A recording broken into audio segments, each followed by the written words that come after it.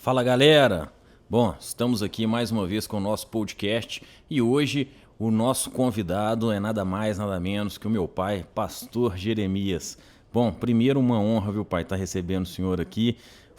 A gente começou com a série falando de como a gente chegou até a Câmara Municipal e hoje eu quero trazer você aqui para fazer algumas perguntas, né, envolvendo toda essa parte política, igreja, você como pai. Então nós vamos bater um papo sobre isso e eu tenho certeza que vários dos nossos ouvintes têm essa curiosidade de saber.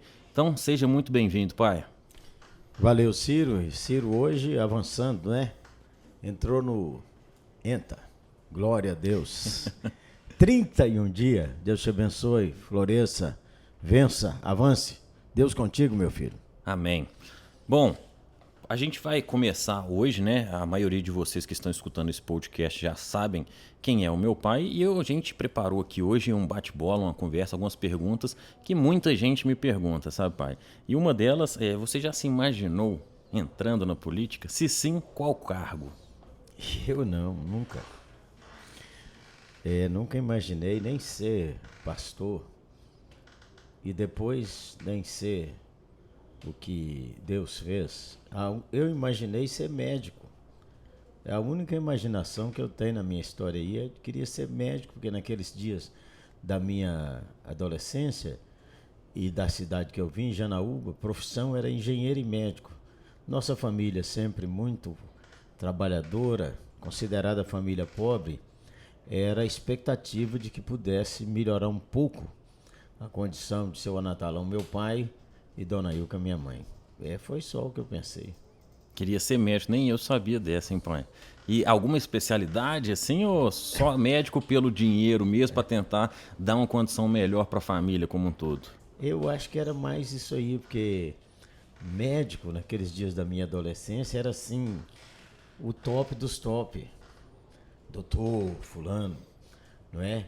Então, o povo da minha cidade, da condição social nossa, que minha mãe era feirante, quando falava com o médico ou com o engenheiro, o povo até mudava o jeito de falar e o jeito de olhar.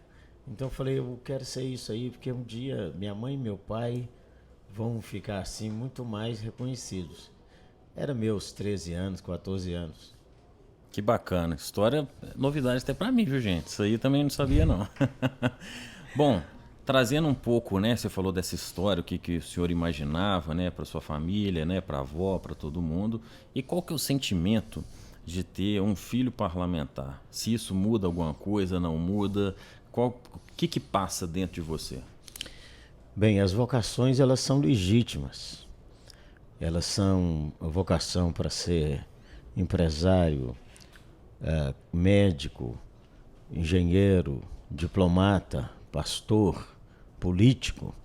Tudo são vocações legítimas. E o reino de Deus precisa avançar em todas as esferas da sociedade. Então a gente orou sempre, não especificamente, eu quero um filho político, quero um filho isso. Nós sempre achamos e consideramos até hoje que o reino de Deus precisa avançar e Deus precisa ter gente que teme a Ele, que anda nos seus caminhos em todas as áreas de influência. Então, ter um filho parlamentar é uma alegria, um desafio de oração brutal, menino. Reforçou as orações aí? Como é que é? Orar, a gente precisa orar sempre, né? Então, por exemplo, se a gente tem um filho que é professor e não há profissões, deixa eu fazer um parênteses, mais importantes do que as outras. Deus escala cada um dentro da sua maneira de construir o mundo. A história da sociedade é como a história da igreja, é como um corpo. Ninguém pode dizer que unha não serve para nada. Ninguém pode dizer que sobrancelha não serve para nada. E ninguém pode dizer que o que só vale no corpo é o coração. Vale todo mundo. Então, assim também a sociedade precisa de todo mundo. O parlamentar tem grandes desafios porque ele lida com a gerência global da sociedade e a gerência global, no seu caso, da sua cidade. Então a gente precisa orar mesmo, mas precisa orar pela moça que faz a faxina aqui no prédio, que é gente, dá bom dia, boa tarde. Considerar como gente que ela faz um papel importantíssimo. Louvado seja Deus. Amém, é isso aí. Bom, diante disso, na sua cabeça, tem alguma diferença entre pastor Jeremias Pereira e pai do Ciro, ou é tudo um pacote só? Não, tem diferença, claro. O pastor não pode sequestrar o indivíduo, não é? Eu sou seu pai. Eu fui pastor primeiro, mas quando você, Jeremias Júnior, Lucas Davi foram gerados, e depois, quando casei de novo, veio Rúbia, então as prioridades têm que ser encaixadas. O Senhor Jesus deve ocupar o primeiro lugar na vida de qualquer pessoa. Ordinariamente, então, a sua família deve estar num ambiente de prioridade. A vida é dinâmica, então não é eu faço isso, depois aquilo, depois aquilo. A vida é dinâmica. Mas a prioridade é quem ocupa o lugar na mente, no coração e nas escolhas. Então não posso deixar, e às vezes já deixei, o pastor sequestrar o indivíduo. Eu sou Jeremias, antes de ser o pastor vai acabar. Eu sou seu pai. Então tem diferença, sim, claro. E é claro, quando eu converso com o pastor, eu estou ligado em primeiro lugar, o chamado de Deus, a ordenação de uma instituição, e também sou pastor de uma igreja local. Mas eu sou pai. Glória a Deus que essas coisas nem sempre precisam conflitar. Mas eu preciso ter sabedoria para não deixar que o título sequestre o indivíduo. Uau, fantástico. Em cima disso aí, política e religião se misturam ou não? Depende exatamente como quem escuta enxerga. A vida é integral. Vamos falar, medicina mistura com religião, viagem mistura com religião. A vida é integral. Então, se falar religião pela religião, não mistura. Mas se nós trocarmos o reino de Deus e a política, elas se misturam, elas se conectam. Porque o reino de Deus e os valores do reino, eles precisam avançar em todas as esferas da vida, inclusive na política. Se temos bons políticos que temem a Deus, que amam ao povo, que se esforçam para serem homens e mulheres de coração íntegro, que valorizam o trabalho, valorizam o dinheiro que o povo investe através dos seus impostos, não tem como dizer que o reino de Deus e o ambiente da administração da política e da vida da política não estão conectados. Estão conectados, claro. Essa conexão, ela tem que gerar um posicionamento ou não? É claro, quando qualquer ambiente confronta claramente o Evangelho de Cristo, a gente já tem posição. A política define leis, isso é lá do Velho Testamento, do Novo Testamento, por que a maioria dos apóstolos foram martirizados? Porque naquele tempo o rei, o imperador, era adorado como rei. Então, quando a gente lê a Bíblia, Senhor Jesus Cristo, naquele tempo era muito pesado, por isso que a Bíblia diz, todo aquele que diz Senhor Jesus será salvo. Por quê? Porque naquele tempo a expressão Senhor era usada para o imperador. Quem é o dono do mundo?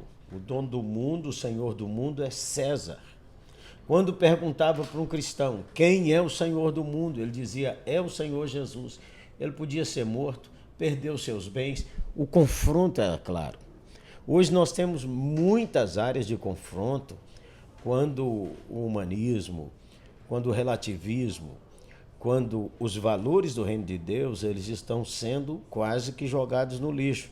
Não há como um cristão não se posicionar. E quando se posiciona, não tem jeito de não ter conflito. Não é? Posiciona por causa da honra do Evangelho e da vida de Deus. É isso aí. Bom, quero fazer mais uma pergunta aqui nesse sentido de qual que é a importância da igreja nesse momento de pandemia. Como que a igreja ela é relevante num momento tão complicado, vamos dizer assim, mundialmente? Sei que o senhor tem vários amigos ao redor do mundo, em diferentes continentes, e o desafio é o mesmo para todo mundo. Tem diferença, mesmo na pandemia, da igreja do Brasil para a igreja da Ásia, da Europa? Como que é isso? Há uma diferença do Oriente e Ocidente. A igreja do Oriente é uma igreja perseguida há muitos e muitos séculos. A igreja que vive debaixo de pressão do islamismo, do hinduísmo, do comunismo, uma igreja que morre por amor a Cristo constantemente, independente da pandemia.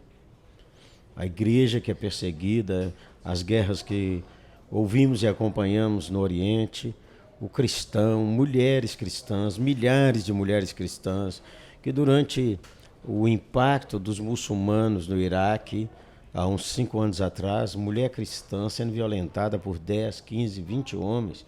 Então, a igreja do Oriente é uma igreja que sofre há muito tempo.